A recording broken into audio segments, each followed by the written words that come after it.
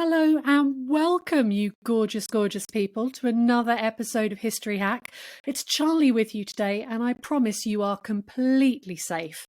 I'm taking you into the 17th century, where you know we love to spend our time, and I'm joined by a rather fabulous guest today.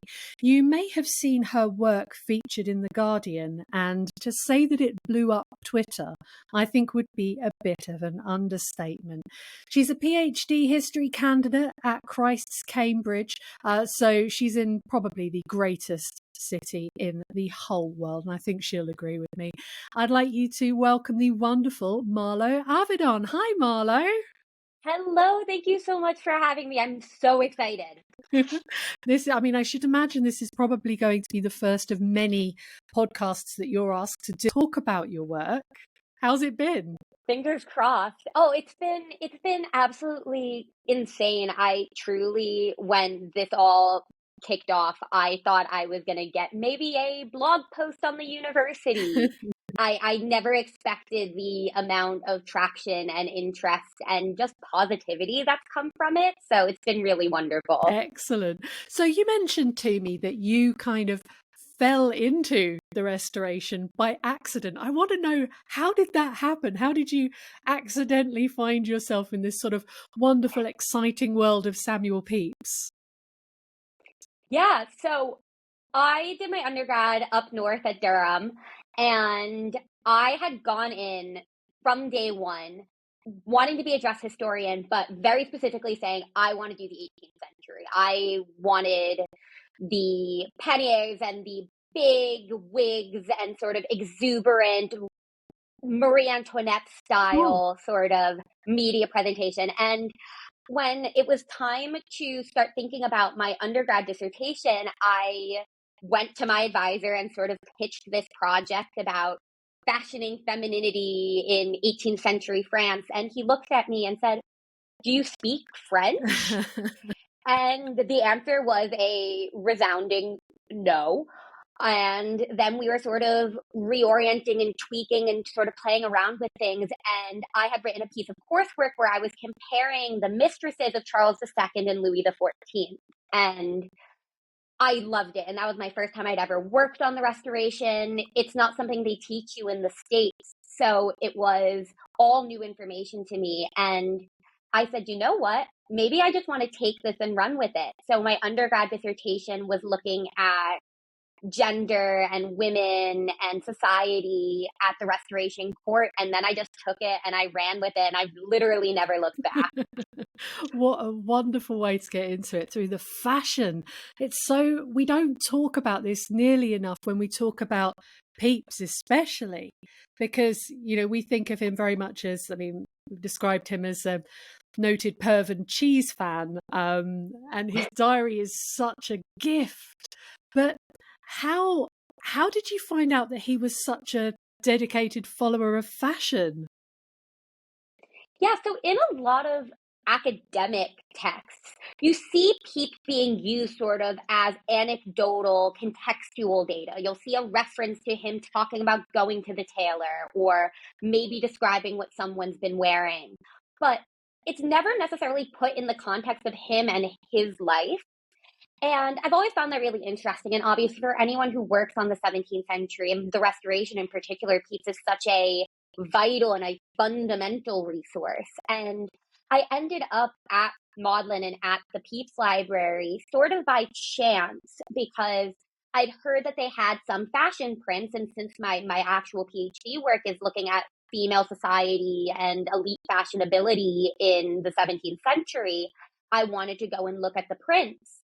And then the more I was looking at it and then thinking about it in relation to Pepys himself and his role as a member of this world and as a collector, it made me go back and sort of look at the diary a bit more closely. And I found just not one reference to clothes, not two, but just this constant stream of dialogue about what he's wearing, what his wife Elizabeth was wearing, what his colleagues were wearing, what people at court were wearing. It's constant. And it gives you such a wonderful window into into his experience, doesn't it? Because you talk in your article about how Pepys and his motivation to buy the prints themselves sort of occurs in tandem with his elevation in society. How have you noticed that? How does it play into this idea of Pepys and his social mobility? Yeah, so one of the things I suppose that's most frustrating is that the diary ends in 1669, right when Pepys is really hitting his stride and rising through the ranks of society. And in the diary, you just see these constant references to anxiety about clothing, to what he's wearing, to bragging about being able to wear a new suit or wear new clothes and how excited he was to be able to afford it. And at the end of every month, he would document his expenses and how much more money he's made. So he was so attuned to his own social station. And the prints, which he started collecting in 1670 and then accumulated through the 1690s when he retired from public life, really show this sort of continued fascination and connected not only to his interest in fashion that you see in the diary, but also these sort of notions of gentlemanly collecting and intellectual culture that linked him to a lot of his really close friends, like Christopher Wren, John Evelyn in particular, who gives him so much advice on collecting print and sort of eventually becomes his best friend. And it's just this really wonderful visual continuation of the diary in that respect, where you see this interest continue as he gains social capital and can afford these prints and build this library. And the interest just never goes away. Amazing. I mean, they really do seem to pick up beautifully where the diary ends off. And you're right, it's a heartbreaking moment, not just as a historian and as a fan of the era that he stopped writing in 1669, because we lose this wonderful commentary on everything that's going on with all the colour that Pepys brings, as opposed to his good friend Evelyn, who's perhaps a little bit more dry. But the fact that he stops because he thinks he's losing his sight is heartbreaking in itself. But we have this now completely visual medium of how he continued to grow and how he continued to develop afterwards. Yeah, absolutely. And I think having something visual, something that he could look at without having to write it down, it's so profoundly human and gives him a way of continuing to demonstrate his interest in clothing without having to document it, without having to write it. And prints were so versatile in this period. They could be displayed and hung on your wall. He compiled them into these big volumes and pasted them into books. But they could be shown to people. He regularly hosted friends in his library. So it's so easy to envision him taking these out and showing them to people and being able to discuss this. And it just serves as a way of displaying and continuing to promote this interest, even though he can no longer personally write about it. And I just think that's so wonderful. And I think it brings you so much closer to Pepys as sort of a historical figure and as a real person. Yeah, I think that's really, really lovely. I mean, I know that we have a lot of listeners who are big book collectors as well. And I think that many of us have done this on an evening when we've had friends round, dragged them into our library and made them look at the books that we're most proud of. And it's wonderful to think of that kind of gentlemanly collection sharing going right back to this time and presumably before it as well. Yeah, no, absolutely. I mean, something that I've been sort of toying with is what the modern equivalent of these prints would have been. And I've tossed around coffee table books. I've tossed around something like Vogue because it's the sort of pinnacle models of the French aristocracy. Some people even are given names. They're specifically attributed to certain figures. Or they could almost be seen like a sort of Pinterest. You could pick and choose and buy prints individually. There's so many different facets to it, both on an individual level and as a collection, and the different ways that Pepys could have interacted with them, where it's just the possibilities are kind of endless. And that's so crazy to think about, especially since some of them are hand colored in. Yeah. Now, obviously, this is an audio medium, sadly, and we're talking about something so incredibly visual. And we will, of course, direct listeners to read your piece because it has the illustrations. But I wondered if you could give us a little bit of a flavour. One of the ones that you mention in the piece and you talk about is the 1670 Habit Noir print. What's a habit noir? It sounds wonderful. Yeah, so that's sort of a representation of French evening wear. And the thing I love about that print in particular is it kind of almost looks like Pete's in sort of a weird roundabout way. And it's this very flamboyant image of this French nobleman, and he's wearing this big black cloak and this ruffly shirt with this big ruffly thing going down the front of his chest and layers of ruffles on the sleeves and a giant periwig that's all puffed up and giant, and it's just so evocative of the time. And he's wearing these breeches or trousers with all of these ribbon loops on them, which was such a common accessory on men's and women's clothing in this period, where they would put these loops of colorful ribbon on everything. So it's so emblematic of the fashion of the time period, as well as this sort of ornate, extravagant French style that Pepys was clearly so enamored by. Yeah, no, he's a fan of it. He does love a little bit of the French fashion, but it's clearly a bit controversial. You quote a bit from the diary, which I just adore. In 1669, he's having a little bit of a he's a bit worried, a bit anxious about wearing out his new summer suit. He says, because it was too fine with the gold lace at the hands that I was afeared to be seen in it. So he's obviously bought himself something really quite peacocky, and then decided, I can't go out. I can't go out like this. Everyone's going to think something of me. What was the attitude towards French style? Why was he anxious about his cuffs?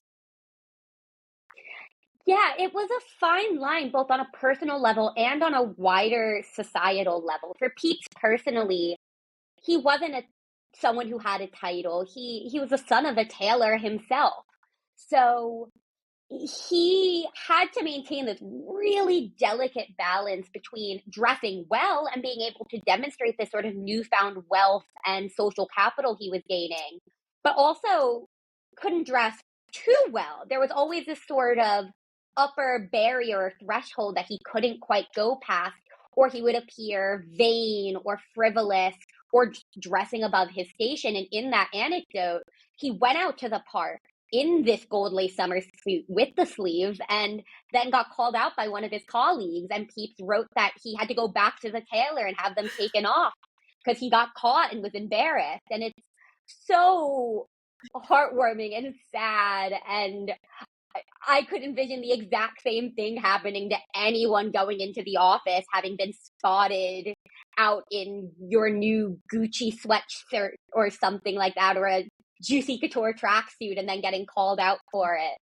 But on a wider sort of societal level, there was a lot of anxiety about Louis XIV in particular, and this French, particularly a popish influence on England and English culture, both on an economic level, where it was threatening the domestic economy and domestic lace production and textile production, because everyone was just clamoring for these French imports, but also on a moral level, because popery and France was so linked to these notions of extravagance and vanity and frivolity. So when you leaned too much into that, it was creating a sense of who you were as a person, that you also then stood by those morals and those values. So it was sort of like you were caught between a rock and a hard place, where you were interested in French clothes and you had to wear French clothing to demonstrate that you were sort of a savvy shopper and a consumer. But at the same time, if you were too interested in French clothes, then that looked really bad too. Yeah, it's not in his head, is it? Because this is subject of pamphlets and characters in the theatre, this idea of what they call the Frenchified English fop, which I think is wonderful. Yeah, it's everywhere. I mean, we were talking about John Evelyn a little bit earlier, who I I do adore. He's one of the other big figures in my PhD research, but he writes this treatise in 1661, 1662 that's literally advocating for a return to sumptuary legislation to start restricting what people can wear because people are dressing so extravagantly. And he specifically calls out French tailors. And at one point, he even compares it to Homer and describes them as being like Circe, the enchantress, and then these consumers are like pigs, who like the sailors that she turns into pigs. So there's this really, from the beginning of the Restoration, this concern about being overly Frenchified, and that then just continues to develop, like you said, in the theater, in ballads and broadsides, which Pepys also collected. And this satire and this animosity and concern really ran through so many different levels of society. It's absolutely incredible. But then I guess this is, what we're talking about here is fashion. And this is what fashion does. So if you think about, we've had the interregnum. Yes, I'm a royalist. I get to call it that. We've had the days of the Commonwealth and the Protectorate, where perhaps the dress was a little bit more plain, influenced by Puritan dress. A lot more kind of utilitarian. And then with the Restoration, we get this French fashion from the continent, something a little bit more extravagant. But then there's another pushback to this in the mid 1660s, isn't there? When Charles II tries to address this idea of import, export, and frivolity. What massive thing gets invented in the mid 1660s? Yeah, and so this is something Pepys describes day by day, and it's a wonderful thing for dress historians to look at. But the invention of the suit, essentially, Charles II showed up in a vest, which was this new style of garment that replaced the doublet and hose and breeches. And no one knew quite what to do with it. Some people thought it had an Ottoman influence and a sort of Eastern influence, which would make sense. And that's another big cultural push that was influencing English fashion in this period.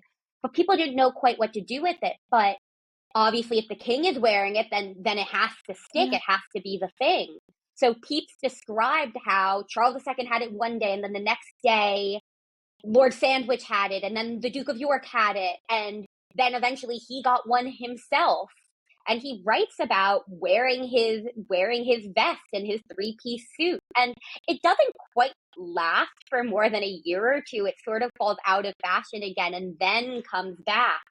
But it was a really concerted attempt to sort of push back against the French influence. But something that I've found sort of across my research more generally is there's this general ambiguity about what's French and what's English.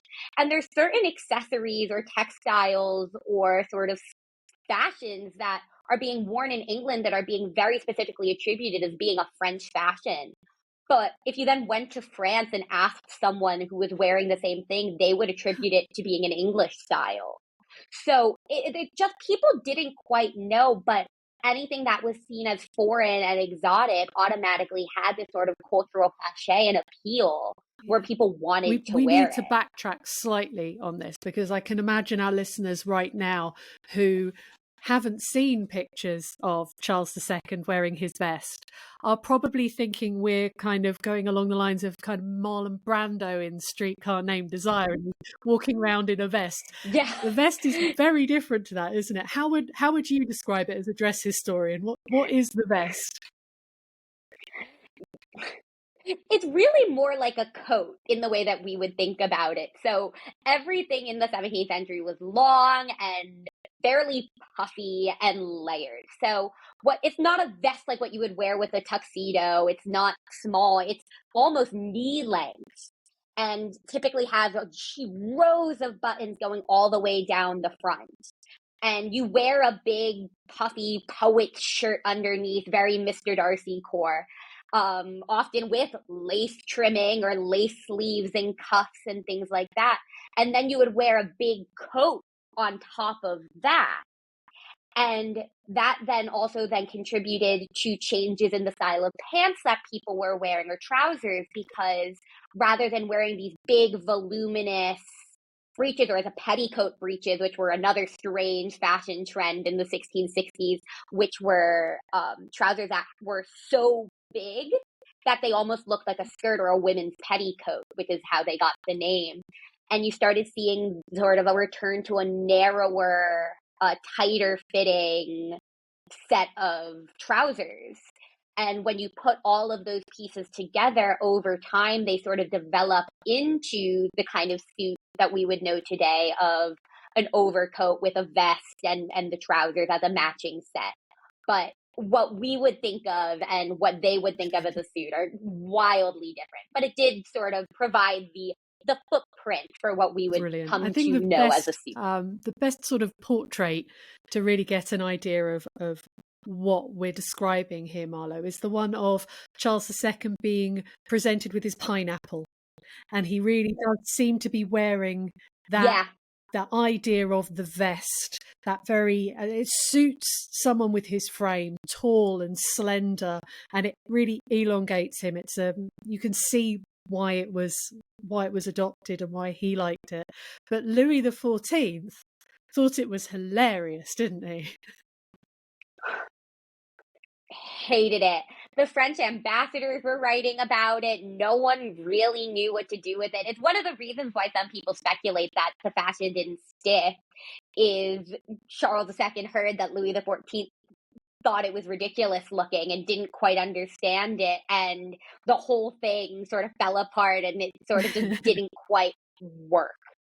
But what's really funny is that Louis XIV had a lot of strong opinions on sort of current fashions and new trends. He was very staunchly traditional, and in the realm of women's fashion, when the mantua came around, which was this really revolutionary piece of women's clothing, that sort of served as a precursor to the gowns that we think of in the 18th century, he banned that at court entirely and forced women to stay in sort of the two-piece, tight-fitting bone bodice and skirt, rather than a mantua, which is almost more like a nightgown, where it's one piece, it was bustled up, it was more casual and informal and sort of elegant and less structured and formal.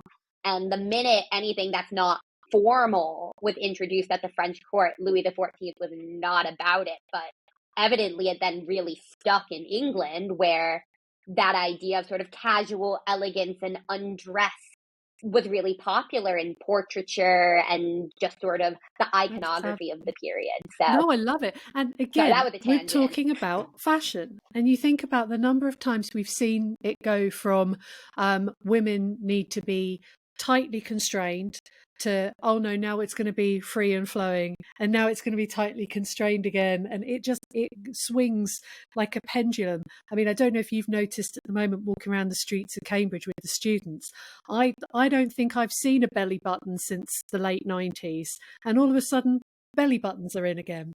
Terrifying. The Y2K thing is really something to reconcile and wrap my head around, because if I had it my way, I don't necessarily have the most defined personal sense of style, but it's certainly not low-rise jeans. So I'd love to know how Samuel Pepys would react to that personally, but sure he would have maybe slightly conflicting opinions, but are quite interesting. You've been able to sort of ascertain a little bit about that from your work, haven't you, as well? Sort of how he felt about how Elizabeth dressed, and the investment in her wardrobe seems to be important as well.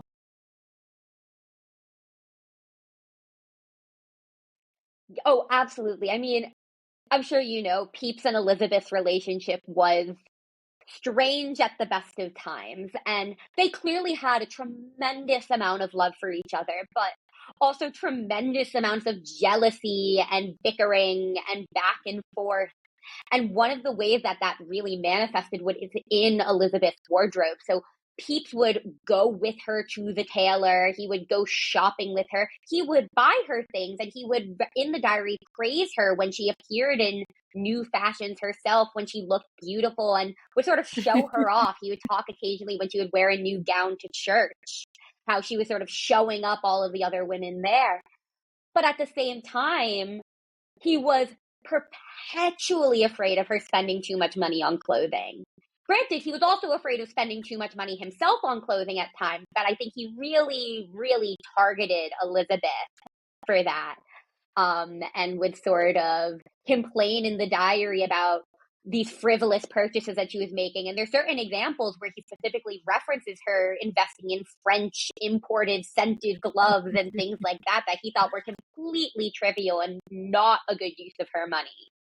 But then at the same time, he very famously in the diary notes her wearing her French gown called a sack, which he very explicitly said looked beautiful on her and really becomes her. And that's really interesting for me as a dress historian, because that sack gown is almost a precursor to the mantua that I was just talking about. So it's this really pivotal moment in English fashion more generally that Pepys talks about. He also goes with Elizabeth to a shop in Covent Garden to buy her a mask, like a visored mask from a French shop that I found in my work also has been frequented by a huge number of other courtiers and aristocratic patrons. So they did a huge business. So it's this constant negotiation and this constant back and forth. And I think the French element is then exacerbated further by the fact that Elizabeth was half French. And which I don't think a lot of people actually know, but that's a whole other element to that would explain maybe her proclivity for French fashion.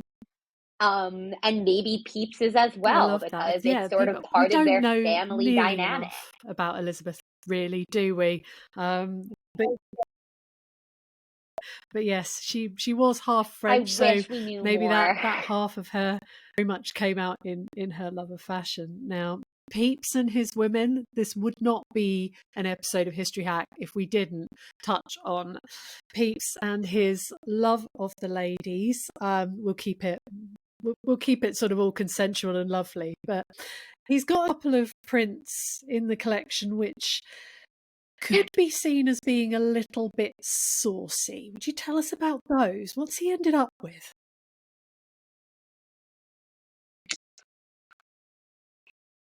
Yeah, so there's a handful of prints in the collection that show women in sort of domestic settings, reclined in chairs or sat by the fireplace.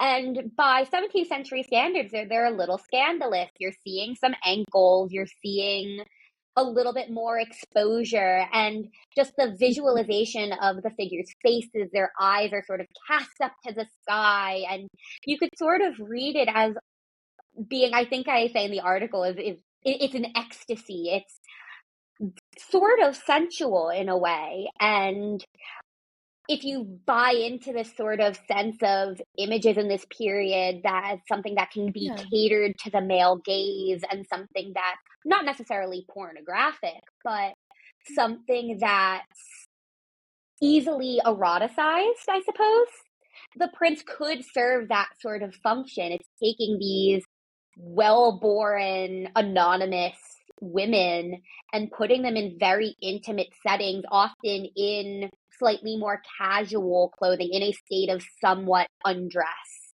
And then these very private moments that are then printed and sort of disseminated with facial expressions that can communicate all sorts of things. It's up to interpretation, but knowing Pepys and some of his proclivities, it's not out of the realm of possibility to assume that that might have been a draw for him. But again, I think something that I really hope I I've shown in this research is that the prints are multifaceted and they can serve all of these purposes at the same time. They're not necessarily one thing or another, just in the same way that Pepys himself wasn't one thing or another. And it's really easy to write him off as a little pervy and sort of this caricature of the Restoration rake. But he is so much more complex than that. And I think the prints serve as a really wonderful Amazing. No, complement I to it and completely sort of agree with you. complicate our I think understanding of him anyone as a is any person. one thing, and it's wonderful that we have this very personal little piece of him from after the diary, because we often think of his naval writings and his report writings about Tangier as being what we get after the diary, and they are dry. They're very dry.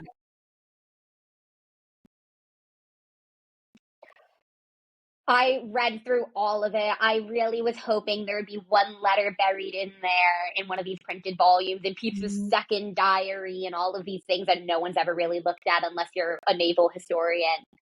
And there's a handful. Once in a while, you find a letter where he talks about sending his brother-in-law some hand-me-down clothes because his brother-in-law Barty was a little bit all over the place. He's a constant source of anxiety for Pepys and Elizabeth, and a source of anxiety for Pepys after Elizabeth dies. But aside from that, it's so impersonal. And I think having the prints and having the library as a space that you can go to and see where Pepys spent his time and what the things that he treasured and collected just helps us access him as a person in the same way that the diary does, but just in a There's nothing visual and quite like the material Pepys way Library, rather is there? than You just tell our written listeners what text. it's like working there.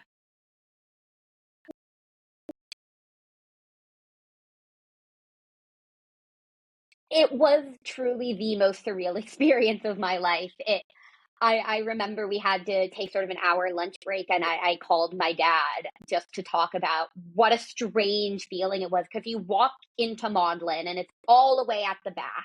And it's this big, beautiful, custom built building. And you go up this little wooden set of stairs and have to knock on the door. And there's only two tables and they're two reading desks, so it's very intimate. And you're surrounded by the bookcases that Pepys had built for his collection that were just taken and put in Magdalen. And you're just immersed in it. And it's dim lighting, so it just feels quiet and soothing. And then you look over to the side and there's a display case with the diary. It's right there. And when you've read the diary online or taken out a copy from the library, it's wonderful. But then to see it there in the shorthand, just right there, while you're then looking at other things that he touched and looked at, it really, I said it a few times, but you just feel so close to him. And you feel like you're immersed in that history. And it's like you had said when we were talking earlier, it's this really wonderful feeling to think about the fact that he could go into the library right now and it would just be so familiar to him. It was Because nothing has part of the changed since bequest. he died He and since the specified library that was the given books to should be Magdalen. kept, the collection had to be kept intact, and he specified that everything should be stored and displayed as it was in his library. So if he came back today and walked in there, he would know where his book was. He'd be able to go and find a book on the shelf. It's absolutely remarkable. And I know that we're putting it out there. If any of the listeners, if you want to go and look at the Pepys Library, you can. Look it up on Google for the opening hours. Leave a donation when you're there. Be very quiet and very respectful, as I know you will be. And they will happily welcome you in there and let you have a look. It's magic, isn't it, Marlo?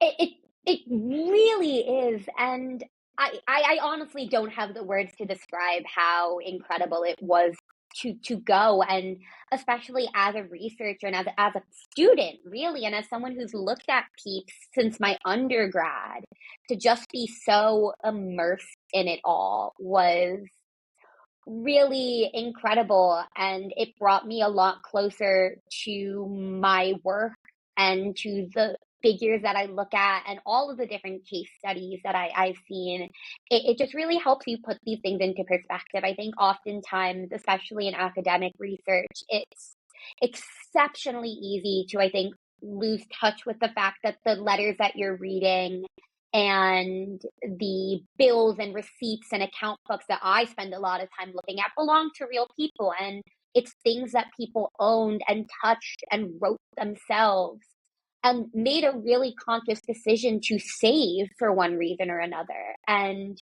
I think sometimes you need a bit of a reminder that these were real people who had real feelings and lived real lives. And I think the Pepys Library is such a wonderful way of Marlo, doing thank you that and so much getting for coming to beyond the talk to me man who about this. buried his Your Parmesan cheese. article, where can we read your work? How can we follow you? How can we keep an eye on everything you're doing?